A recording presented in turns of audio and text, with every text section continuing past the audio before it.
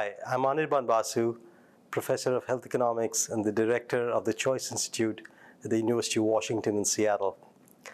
I've been coming here at AMTZ since 2017, since Dr. Sharma invited me to come and present on their health technology fellowship that they have been conducting since 2012. I have found the growth of AMTZ to be extraordinary. I was there when it was purely flat land, and now I come in 2024 and there's a vast expanse of medical devices production and technology throughout the campus.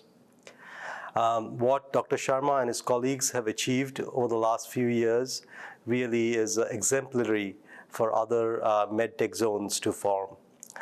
In addition, Dr. Sharma has always been extremely involved and engaged in training the next generation with proper health technology assessment techniques.